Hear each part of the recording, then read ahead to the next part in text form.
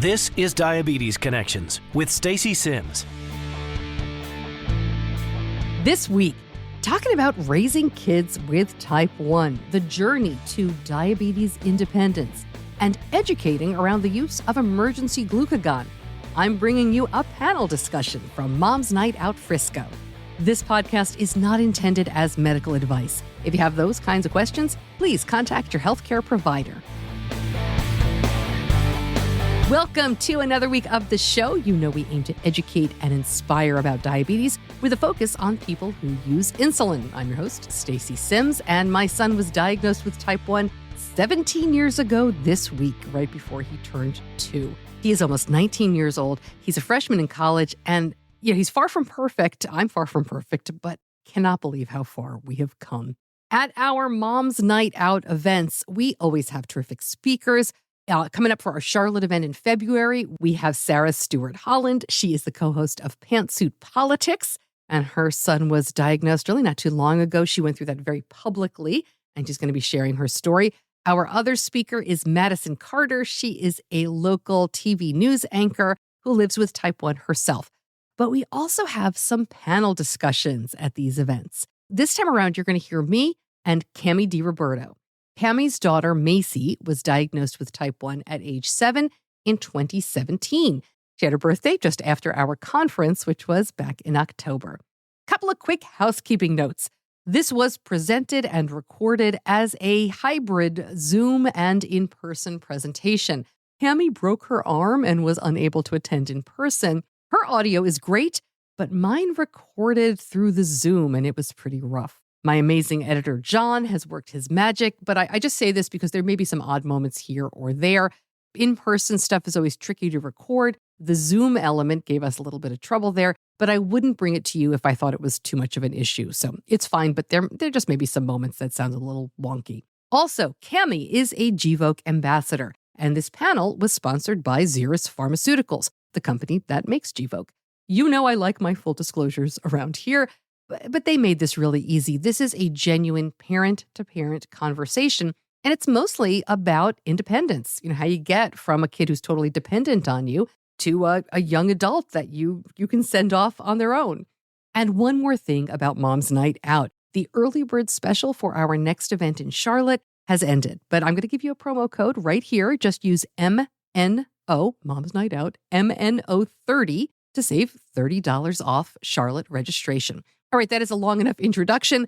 The panel is up next, and since I just told you about Cami, I took out the introduction that I gave at the event and the big lead up, so we're going to just jump directly in right after this important message.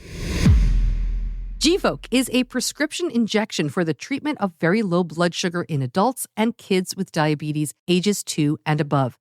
Do not use if you have a specific type of adrenal or pancreatic tumor, starvation, chronic low blood sugar, or allergy to Gvoke. High blood pressure, hypoglycemia, and serious skin rash can occur. Call your doctor or get medical help right away if you have a serious allergic reaction, including rash, difficulty breathing, or low blood pressure. Visit gvokeglucagon.com/risk for more information.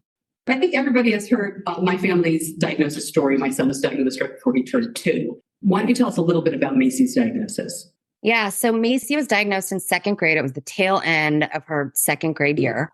I'm sure like many of you, I was completely ignorant about type 1 diabetes. I knew there was a type 1. I knew there was type 2. I really didn't know the difference. I knew one kind of struck children, but I was completely ignorant. So it was like the last week of her 2nd grade year at school. And we had just moved back to California from Arizona, actually. So we were kind of transitioning in all areas of life. And she had 3 bedwetting accidents in a matter of 3 weeks. First time she was at my mom's house, like having a little sleepover with Grammy. And my mom called me the next morning or I called and checked in. Hey, how was everything? Did you guys have fun last night? She said, yeah. She said, we're cleaning up today. Maci had a little accident. And I was like, well, that's really weird. She hasn't done that in years, but not so weird because it's not totally outside of the norm for a 7-year-old little girl. It could happen. So that was weird. About a week later, it happened again. And I was like, okay, are we drinking too much water before we go to bed? What's happening? Let's really, so I started to pay more attention. Happened one more time a week later. And I was like, something's wrong. The red flags, were going off. And so it was a party. It was because it was the last week of school. It was a party at school. And I woke her up and saw that she had an accident and kind of laid some towels down and changed her sheets. And I said, oh, honey, I said, you had another accident. I said, I think we probably need to get in and see a doctor now. I said, do you feel okay? You know, in my mind, I was hoping like bladder infection or something like that.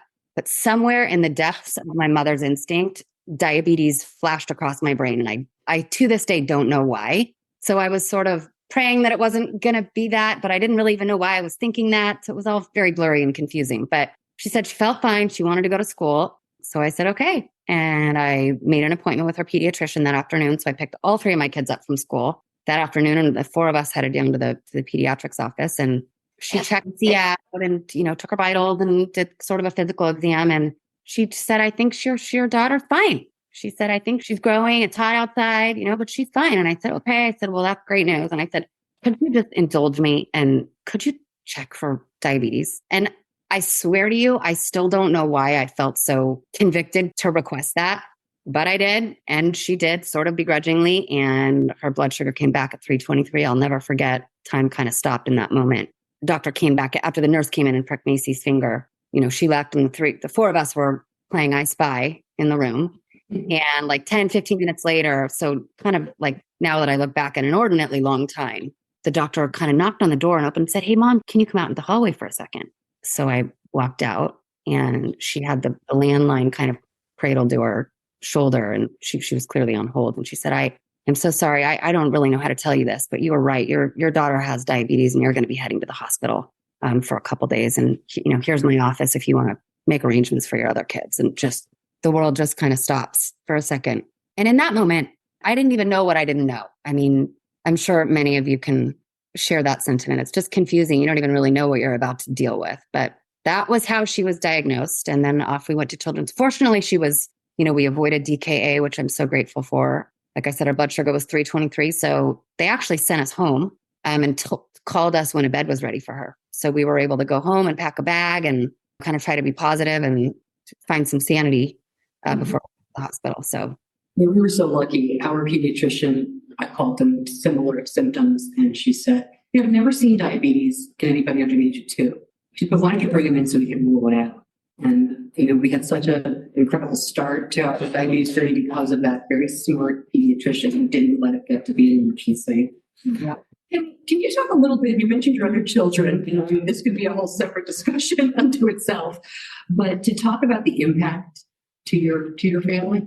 If you could believe this, at the time she was diagnosed, we were literally living through a kitchen remodel. My whole dining room was set up. I had like a hot plate and we had moved our refrigerator, was like in the hallway by the front door. Our house was an absolute disaster. And of course, we needed to figure out our new sort of diet plan as well after all this. So a kitchen remodel and a type 1 diabetes diagnosis were not ideal at the same time. So my husband, Tori, and I were in the hospital for 2 nights. And fortunately, we have a big family here. And so we had my sisters-in-law and my brothers. And we had all kinds of family that came and stayed with my kids. But those first 9 to 12 months were really particularly rough on Maci's little sister, Emma. They're really close in age. They're 14 months apart.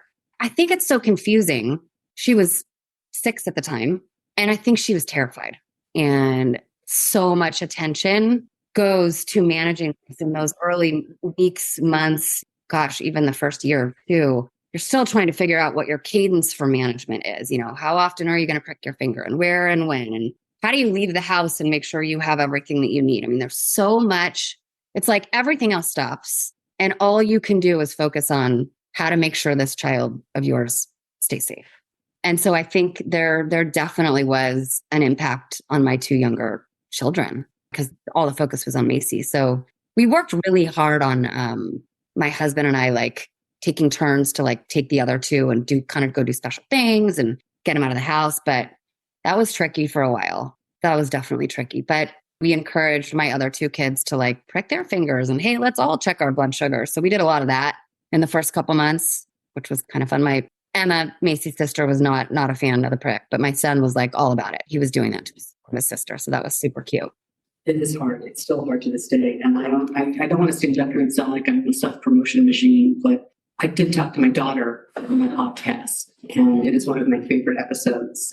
It was just last year. It's hard on the siblings, and it's okay to acknowledge that. What helped me was just really honest communication. She's 22. She has really got an interesting perspective. It's been a while to see. She was 5 when Benny was diagnosed, and she's very honest, and she still has some hard feelings about it, but she's an adult who can acknowledge why it was the way it was. And she's also, it was a lot of fun to talk about that damn calorie king book. That's everywhere, because my son was diagnosed before the iPhone. So that's It's the 18 plus table that just erupted. All right, so Cami, I'm going to ask you here. I'm going to put my own 2 cents in real quick. So we're going to talk about like what was going through your head when Maci was diagnosed, right, and talking about your concerns and fears for the future. Here's how, I don't want to say dumb. Here's what I didn't know about diabetes. So my little 23-month-old, my first question for the endocrinologist was, don't I have to like be careful of his feet and cut his toenails differently now? I was like, sexy. Okay. It's like, is there something? He's like, okay, no, let him run barefoot. He's going to be fine. Don't worry about his feet. I'm curious, what were your, I mean, we're talking about bigger fears, but that's where I started out. Yeah, I'm not too far off. My first question was, what is she going to have to like wear on her body? Because I didn't want her tiny little frail body like marked with devices. I was like, my mind went immediately like pacemaker. I'm like, can we get this stuff inside so we don't have to like be visible about this? So my first was vanity, which is absurd. I didn't want her to have to wear stuff. And they were like, no, there's no pacemaker type machine that's going to come.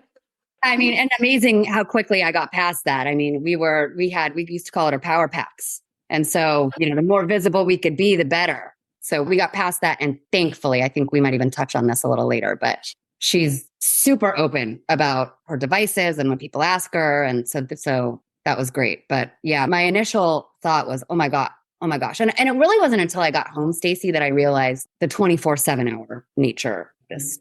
And actually, I remember, I think it was day 2 and we were on lunch of day 2. So we had checked in like late afternoon on, I think, a Thursday. And so we had dinner at the hospital and then we had breakfast at the hospital. And so we were working on lunch at the hospital. So our third meal, and the nurse comes in and says, okay, so it's time to, let's do our carb counts and dial up our insulin. We know what our ratio is.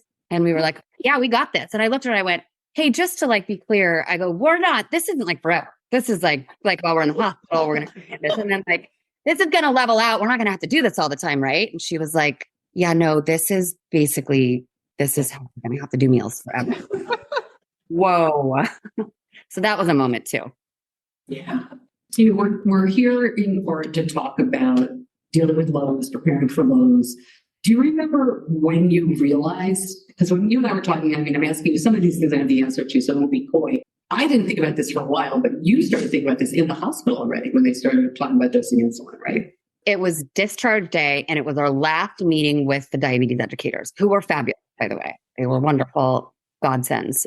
Yeah, it was our last day. And so we had like our final meeting, and Maci stayed in a room, and just Tori and I went into the diabetes education room. And we kind of did like an overview. And then they said, okay, and there's one more thing that we need to make sure we go over with you. And that's, what we call severe lows. And they pulled out the red glucagon emergency kit. And they said, sometimes you can have too much insulin or too much activity. And it doesn't happen very often, but, sometimes it can happen and you need to be prepared to use this kit. And I was like, what? Can you pause for a moment and let's just rewind a minute? What do you mean? And that was a massive moment in time where I realized, so this medicine that you're telling us we have to give her, and we have to decide how much to give her to keep her alive, if we give too much, could also be fatal. And boy, that was a poignant moment. And I'm sure one we could all share and pause on, because that is the reality. But yes, that was when we left the hospital, and I was absolutely terrified about severe lows. I want to just ask another question before we go on, in terms of like, you have those fears, but you still want your kid to live their life. You still want them to be independent. I mean, you're a 7-year-old, so you're immediately sending her off to be super independent. But how did you address that? How did you, I hesitate to see how did you get past that, but how did you move forward with that? It was difficult. That was sort of the age, so we're now heading into 3rd grade, and I remember I had this like special lunchbox for her that whenever we would leave the house or we'd go anywhere, it had all of our stuff. It had her emergency kit, it had her sugar, it had her testing, all the stuff. We all have that. And I remember there were a couple times where Maci got invited to have play dates at some friend's house. And again, we're kind of new at this school, kind of newly back in California. So I didn't know everyone yet.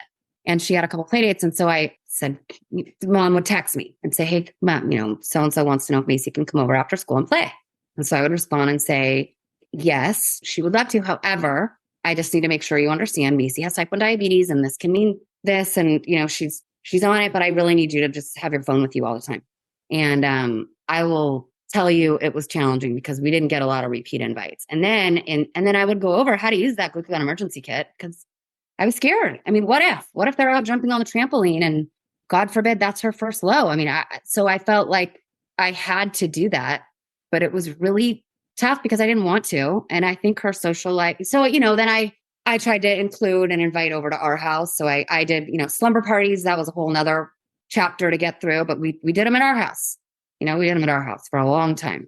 But as long as I had a willing person on the other end, I allowed Maci to go do those things. As long as I had a mom or a trusted, a dad or a trusted caregiver on the other end, I really tried to give her that opportunity to go and be away from me, quite frankly.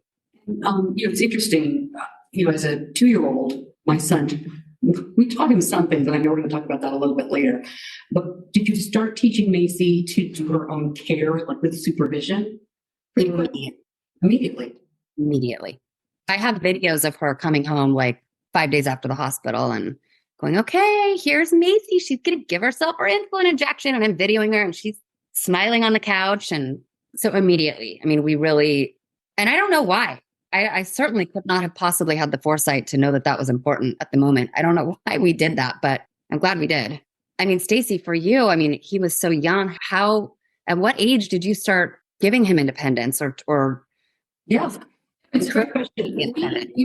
Everybody parents differently. And there's, I jokingly call myself the world's worst diabetes mom. But Slade and I, we always wanted to raise our kids to leave home eventually. And I was really excited about that. I mean, I love them, but I'm not, and everybody's different. But when we both worked full time, so my kids were both in daycare, and we were the luckiest people, I think, when it comes to the type 1 things that happen. And so when I brought him back to daycare, the manager was like, oh yeah, I used to be a medic. I can give injections. And I was like, can you sleep here? Because I don't want to give you injections. And then gradually the whole daycare started learning how to do it. And once he got an insulin pump 6 months later, almost everybody was like, yeah, I'll check that out. And 2 of the ladies there became nursing students. I don't think because of him, but like, it was just cool. He didn't have a Dexcom because this was 2006. He didn't get a Dexcom until he was 9. And so we decided that when he was going into kindergarten, which honestly was one of the most terrifying things for me, like that was a hard transition because we had it so good at daycare. We told preschooler, as we called it, like, hey, we want Benny to know how to check his own blood glucose and use his pump by the time he goes to kindergarten. And so we're going to teach him that at home. And can you help us out at daycare? And if your kids have ever been in daycare, like that's where they are independent. They come home, they're like, do everything for me, but they would do calculus and, they can use a full pitch plastics at daycare. And you're like, no, I don't know. So he gets to, we taught him like, your boys check their own blood sugar in kindergarten. And he was like, damn straight, I'm a big boy. And he knew how to do it. So that once he could do that, and he always knew, like, I have to show my number, I have to show my pump. There was always a responsible adult. He wasn't just doing it on his own. That helped us because in our neighborhood, first grade is when people start going to play dates pretty much by themselves. And so we would let him, and no Dexcom, but he would have to call me and be like, here's what I made for snack. And I'm going to help him find a dose. And I learned what everybody in my neighborhood ate for snack, which was really fun. And that's why I made was really good friends with London because he had the old milk food cakes. The little whatever goes with donuts and I used to leave them on the counter for the kids. Donuts, like after school. And I was like, you can't play with those. Anyway, I could go on and on. But my answer to that question is very gradually. Every year he did something else that is leading more and more towards independence. Was the blood sugar perfect? Absolutely not. But that's the trade-off, I think, sometimes. And, all right. So let me come back to what we're supposed to be talking about. Do you have any lessons you learned that could help other moms with, similar age kids just starting out. I think probably, and again, not because I did this because I knew what I was doing, but as it turns out, we gave Maci the confidence, or Maci developed the confidence to be really open about her diabetes. There's actually an influencer who, she's now a PA. Some of you may follow her, but she's a PA. She has type 1 diabetes, and she had twins a couple years ago. But anyway, she did this whole post online maybe 3 years ago, something like that, about the importance of teaching your kids to be confident about this and to talk about it and not to be embarrassed about it. Don't go into the corner and prick your finger. Don't try to hide all your stuff, because what she found, she was talking about her own experience when she was young, and she said there was so much curiosity among kids about what is going on? What are you doing over there? And why are you freaking your food? What's happening? And she said, when I tried to hide it, that's when people really got curious and it became kind of this big thing. And she said, as soon as I was like, oh, I'm pricking my finger because I have type 1 diabetes and I just need to know what my blood sugar is, they were like, oh, okay, no big deal. And when she said that, it resonated with me, because I feel like we did that, again, by the grace of God, not because we knew what we were doing, but, we really encouraged Maci to talk about it and to educate people. I said, you have this for better or for worse. And it's kind of your responsibility to talk about it and to educate and to kind of be an ambassador for this. And if you see someone else who has a Dexcom on, walk up and introduce yourself and say, hey, like your Dexcom. And so to be open about it and to embrace it. I really think it's helped her to just be confident and to accept it. And it's easy for me to say because my daughter was 7 at the time. I think if you have a diagnosis when you're, and Stacey, maybe for you too, a little bit, but if you have a diagnosis with a 16-year-old boy, man, I think that would be really, really challenging, because you just might not have that same response from him, or, 15-year-old girl. So I think that's difficult, but to the extent possible, I really think that's a valuable, probably one of the most valuable components of Maci's type 1 diabetes life, is that she's not embarrassed about it. It is what it is. Does she wish she didn't have it? Of course she did, but it is what it is. I would say that's probably my number one piece of advice. And I think too, you kind of, as I said, we were very lucky. Benny is extremely outgoing. I don't know where he gets that from. And he was never shy about diabetes. My daughter is much more introverted. And I would worry, I think now it would be different, but I worried about her in middle school and high school. It would have been a different experience, I think, overall. They're just different kids. Yeah. I think as they get older, Maci's in 8th grade, right, for 14, and college scares the heck out of me. When she goes and spends the night at a friend's house where I know the mom very, very well, and 5 minutes away from me, that's one thing, but I'm terrified of college and her leaving the house. We're doing everything we can to prepare her, but I'd love to hear a little from you. Well, I'm going to start by, my mother gave me advice a long time ago, especially when he was really little, which is don't borrow trouble. There's enough worry we have in front of us. So when he was 2, she was like, don't think about college yet, but you'll get there. So I won't say don't think about it, because obviously you have to, but that kind of helped me a little bit. But I will say, and we touched on this a little bit, the gradual independence that we gave Benny really helped us. It helped him, but it helped us. So our diabetes educator, who is just an amazing woman, recently retired, she has 2 adult sons with type 1, one of whom is an endocrinologist now. And she told me the first week we met her, I said, do you have any advice? Or I was like, how can I not mess this up and make him a good person and a healthy adult? And she was like, well, I really can't tell you how, but I can tell you what not to do. She said, I just taught an 18-year-old who's had this for a long time how to give himself a shot, because he'd never done it and he's going off to college. And she's like, don't do that. And I said, okay, I won't do that. And we don't know that family. I don't want to pass judgment. I don't know what was going on, but I just was like, okay, we've got a long time to get him independent. So what we did was, at the beginning of every school year, I would say to Benny, how do you want to manage diabetes this year? What's your goal? And so I didn't give him that choice in kindergarten because I was, like I said, I was terrified. But in 1st grade, he said he wanted to eat buy lunch at the cafeteria once a week at least. By 5th grade, he was like, I don't want to. And he never checked in with the nurse, because we live in North Carolina where they don't have full-time school nurses. So we had a nurse at the office maybe 2 days a week. We had amazing staff who were very caring individuals, but didn't really know diabetes. So that's another reason why I taught him to check his own blood glucose. We also had no Dexcom, which was not a real problem. We had a schedule. This time he's going to check. And we got Dexcom. We had no share or follow. So what he would do is, at the time he was supposed to prick his finger, he would just look at his Dexcom. So his routine didn't really change very much. But fifth grade was, I don't want anybody looking over my shoulder anymore. I'm just going to dose.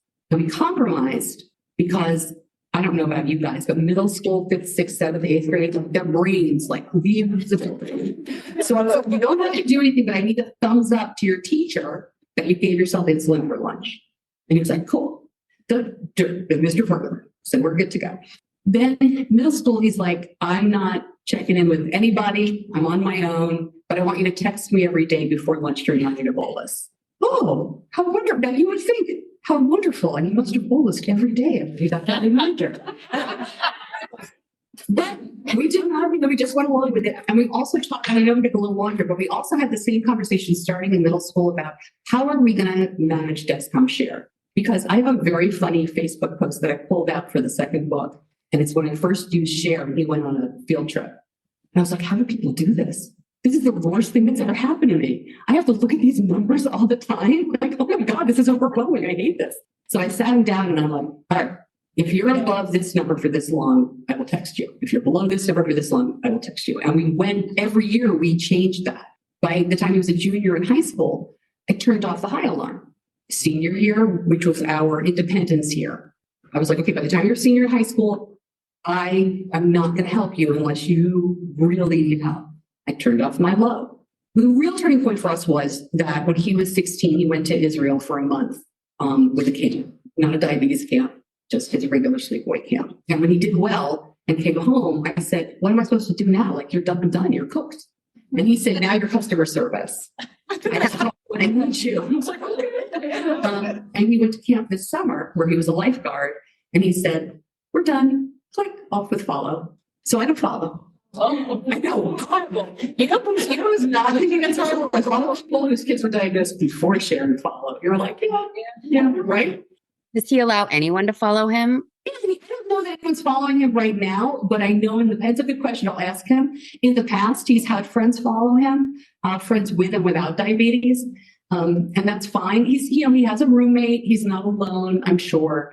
My concern right now is more about highs with him than lows, because he's just kind of doing the minimum. I can tell that I do look at Dexcom Clarity, which gives me the back end look. Oh, right. I haven't talked to him about it because I figured he's a busy freshman figuring it out. Yeah. So again, we all parent differently. And because I feel like I'm getting long cameo, and I'll wrap it up in a second, but because we took all those steps to independence already, we had really bad diabetes experiences. He's been low on sleepovers. He's been high on sleepovers. He has had his infusion sets come out. He's run out of insulin at restaurants. He walked across my neighbor's lawn to our lawn that intersect without telling anybody at 4:00 in the morning because he was low and didn't like the juice selection in their house. So lots of things that make you realize, everybody stinks, but they're not going to fall over when they're 62. Right. So we've had a lot of time to make a lot of mistakes and realize, like, he's a tough cookie. So it's really, we've done it all. Okay. So, and that was your question for me. I would ask you, Cami, before we move on, you mentioned sleepovers and things, and it's tough when they're 7. I mean, everything's tough. My daughter used to call me, be like, can you come pick me up, at 2 a.m. Has it gotten a little easier as she's older? Is she doing at 13 to 14 is like when they're really pushing you to make them more independent, give them more. Has that happened for you guys? Yes. So for her birthday last year, her 13th birthday, she had all these friends that did these like elaborate parties and all these things. She goes, Mom, all I want is I want to go to the mall with my friends. I don't want you hiding in a coffee shop down the street. Property. I want you to drop me and my friends off and leave. Go back home. Call you when we're ready to be picked up. And it's like, okay. So I dropped her off, and that was what she wanted for her birthday. They went out to dinner, and I think they were there maybe 4 hours, but she literally asked for independence for her birthday. We also take advantage of the technology. So she wears an Apple Watch. So even at school, like, if we see, and we're on a chain, actually, it's my husband and I and Maci, and then they have an iPad in the school office that someone is watching. So we're always watching her numbers. And if she goes really high, we kind of have thresholds. Like if she's too high for too long, then we're like, hey, Maci, are you having insulin? If she goes low, hey, Maci, are you having sugar? So we've kind of got this cadence of communication. And I think because we've sort of held her accountable, it's been easier to allow her to be more independent because and we'll talk about this, I think, in a few minutes, Stacey, like with lows, she communicates, Mom, I'm having sugar. Mom, I know I'm high. I'm going to give myself 3 units. So that's great. She communicates. But back to your point a few minutes ago, her brain is also gone because she's 13 and this junior high where it's just like, sometimes we'll be on dessert already through a meal. And I'm like, oh, Maci, you bolused, right? She's like, oh, I forgot. I'm like, forgot? Like, we've been doing this for 7 years every time you put a morsel of food in your mouth. Yeah, that doesn't change. Yeah. All right. I do want to talk about, we're going to change gears a little bit and talk about severe lows. Now, I know this makes people very nervous. I do want to say this is meant to be educational and not scary.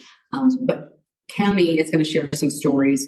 But I do need to say that just definition-wise, that severe lows occur when blood sugar gets too low for your body to function optimally and requires immediate help to recover. It is really important to be prepared for the unpredictable. And I joke around a lot, but we do take this very seriously, and I have my own stories of preparation. But I'm going to give the floor to Cami because unfortunately, you've had experience with this. Yeah. So Maci's had 3 severe lows, none of which happened in the first 4 years of her diabetes diagnosis, which was, wonderful because we never had to use the red mix kit. I don't know if I even would have been able to do that in a moment of panic. And as I walk through the stories, I think this will make more sense. But initially, when we were informed about severe lows, what they could look like, what they were, I was so terrified. It was like this taboo subject that I almost didn't even want to think about or talk about. I knew it was there and I acknowledged it, but I just wanted to do everything I possibly could to never, ever, ever have to even get into that realm of a severe low and say the word glucagon. And things changed for us a little bit, to be honest, when I learned about Gvoke and how it could be used. So let me walk through, our severe lows and kind of how those played out. So the first one was a few years ago, and my husband was traveling. He was out of town. And so it was just me and the kids home. And we try to eat pretty low carb, but for whatever reason, this is pasta night. So I'd made some pasta, and kids and I were eating, and Maci bolused for her entire plate of pasta and then ate about half.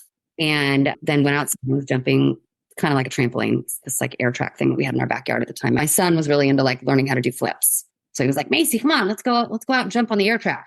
And so they were out, and my daughter and I were kind of inside. I think we were watching a movie or something. So all was quiet. Everything was fine. Kids were having fun. It was just a regular night. And then I get the alert on the Dexcom, and it's 52, 2 arrows down. And right at that moment, Maci blasts through the front door. She's like, Mom, I feel really low. So I'm like, okay. So I get her some apple juice. I think we actually used the little gum. She doesn't like apple juice. So we gave her some gummies. Waited a few minutes, and then the reading said low. We pricked, and it was extreme. She was really low. And I said, Maci, you can keep pounding sugar. I said, or we can pull out your Gvoke right now. And she was like, let's just do the Gvoke. Hey, this is Stacey jumping in just to give a little bit of an explanation here. Hypoglycemia is defined by level 1, glucose lower than 70 milligrams per deciliter and greater than or equal to 54 milligrams per deciliter. Level 2, glucose lower than 54 milligrams per deciliter. And level 3 is a severe event characterized by altered mental and or physical status requiring assistance. This level of hypoglycemia is life-threatening and requires emergency treatment, typically with glucagon. Now back to Cami. And so we were in that moment, and I gave her a choice because she, in the absence of intervention, she was going to pass out and she was headed down. And so we injected Gvoke, and within a very few short moments, she started feeling well and recovered. I think she got up to about 180 and then ultimately leveled out. And so that was experience number 1. Tell us about number 2. Experience number 2 was a little bit kind of the same, but kind of different. Again, my husband it was during a period of time where he was working on something. And so he was traveling quite a bit. So it was after dinner. It had to have been 8:30, 9 o'clock at night. We were actually all up in my room. And when my husband travels, started this tradition early on, all my kids get to have a slumber party in my room. So Maci and I were reading. I think I had one on a blow up mattress on the floor, and we were watching a movie, and it was kind of this quiet moment. And the Dexcom alarm goes off. And it's a super low reading. And so it was, we treated it the same way, where we attempted to treat with sugar first. And we had no idea. I think she was 49, 2 arrows down, and she had 3.5 units of insulin on board. To this day, we still don't even really know what happened. And so she had sugar, continued to drop. We pricked her finger, and she actually that time said, Mom, I want to use Gvoke. And so we have several of them. And so we opened it. She actually injected it herself into her. The first time I did it in her arm. Second time, she gave it to herself right in her thigh, and same recovery scenario. It was amazing. It worked really quickly. And I knew that it was going to give her what she needed so that we avoided that biggest fear. Stacey here again, just jumping back in to give this disclaimer. It's really important to understand that individual results may vary, and you've always got to consult your healthcare provider. Right? I mean, when you think of severe hypoglycemia, you think of someone on the floor in that worst case scenario. I mean, really, that's what you're thinking. You think of incapacitation, and I mean, is my child going to lose his or her life? I mean, that's really what we've kind of been trained to think about severe low. And there was sort of this paradigm shift for me in my mind about using glucagon. Not to say that you use glucagon every time you have a low, not at all. Always, of course, treat with sugar. But there are scenarios, given the way technology has progressed, we know when someone is headed for disaster. We can prick a finger, we can look on a Dexcom, we can look at their symptoms, and we know that in the absence of intervention, something bad's going to happen. And with Gvoke, you can use that to ward off that unimaginable moment of someone passing out. Actually, that's a perfect time to bring up the last time she used it, which is a little over a year ago. She was at a slumber party. It was a birthday party, 13th birthday party. I know the mom quite well. She's one of those very supportive moms that you just want to hug and say thank you for understanding and for taking this on and sleeping with one eye open when my daughter spends the night at your house. They had gone out to dinner. They went to P.F. Chang's. And so she had shared a bunch of food with her friends. And they had gone back to the house and they were all getting ready to go swimming. And Maci got a low alert, LOW. And I was like, oh, okay. And so we stayed on the phone and she said, yep, she just administered it and she feels fine. And, call you back in a few minutes. She knew she needed it. She was afraid she was going to pass out. And she administered her Gvoke. Her blood sugar popped up within a few short moments. And she never had to experience the full-blown incapacitation. That gives me such comfort knowing that she knows how and when to use that, because you don't know when it could happen. As vigilant as we all want to be, they happen. And so knowing that she has the confidence to pull that out and know when she needs to use it is a massive source of comfort for me. We're going to start wrapping up in just a couple of minutes. And I have another quick question for you, Cami, but I want to share when you said that the amount of comfort, we have not had to administer any kind of glucagon. I would have liked it in a few places when Benny was much smaller because that red box here, the crap. But one of my proudest parenting moments wasn't even there for freshman year of high school. Benny wrestled in high school for a couple of years. And we didn't do this in high school, but the sports teams travel now, a lot of them, and they fundraise and they stay overnight in hotels. And I had an instance where I was, still following him as a freshman and I couldn't reach him. So I called the team mom and she was like, oh, he's actually rooming with my son tonight. Like, I'll ping them. And of course, he just wasn't looking at his phone. And he was like, I was laying on my Dexcom, I'm fine. And when he came home, though, I said, well, what would you have done? Like, let's talk this through more. Because now I'm thinking about it more, how do you manage that? And he's like, oh my gosh, Mom. He says, anytime I'm with new people overnight between summer camp and wrestling and sleepovers, anytime I'm with new people, I take out the Gvoke. I have type 1 diabetes, I'm going to beat. And this is the other thing. I'm not drinking. If I am passed out or I am slurring my words or anything, like I'm acting funky, he's like, call the coach and use this. And he shows them how to use it. And I was like, whoa, like I really don't want another 13-year-old kind of administering it. But at the same time, I was really proud. And then I said, well, does anybody ever get to change rooms because of that or because of the beeping? And he's like, oh my God, Mom, everybody snores. Don't even worry about it. But I was really, so one of my last questions for you, Cami, here is, I don't have a child who has used this. Like you said, you were there the first time. There was another adult there the second time she used it. But have you guys talked about how, is it empowering for her? Is she fearful? What does she think about it? I've asked her. And she said she just feels safer because she knows it's there. She's not scared of it.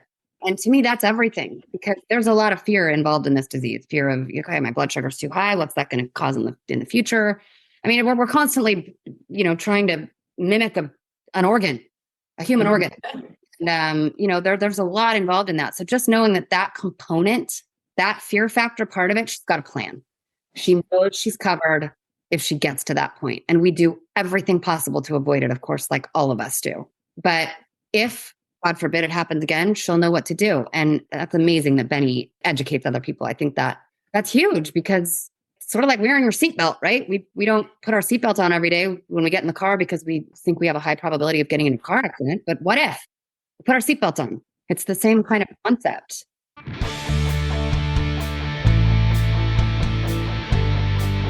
You're listening to Diabetes Connections with Stacey Simms. Big thanks again to Cami for zooming on in. Again, she broke her arm just before the event. And I give her so much credit. I had a crowd to talk to, but she was basically just looking at herself. You know how Zoom is. So I really appreciate that, Cami. Thank you so much. We did take some questions after that last comment of Cami's. I know it ended a little bit abruptly, but the audio really fell off after that. There's only so much that John can do with his editing magic. If you liked what you heard, please share the episode and please join us for Moms Night Out Charlotte in February and for our other 3 stops in 2024. I am scheduled to share those locations this week. As you're listening, I may have already done it. So please be sure that you are following me on social media. You can always reach out, though, Stacey at diabetes-connections.com. I will say there was one city that we heard the most comments from, and that is on our list. So definitely let me know if your city or a place you cannot get to is on the list. Definitely ping me for 2025. We are listening to you, and I'm going forward with this full steam ahead in probably 4 events a year until people stop coming. Thanks again to John Buchanan, my editor, and a big thanks again to Xeris for all of their support. I'm going to read that important safety information one more time. Gvoke is a prescription injection for the treatment of very low blood sugar in adults and kids with diabetes age 2 and above. Do not use if you have a specific type of adrenal or pancreatic tumor, starvation, chronic low blood sugar, or allergy to Gvoke. High blood pressure, hypoglycemia, and serious skin rash can occur. Call your doctor or get medical help right away. If you have a serious allergic reaction, including rash, difficulty breathing, or low blood pressure, visit gvokeglucagon.com/risk for more information. I'm going to link all of that up and the link in the show notes. I'm Stacey Simms. Thanks so much for joining me. I'll see you back here soon. Until then, be kind to yourself.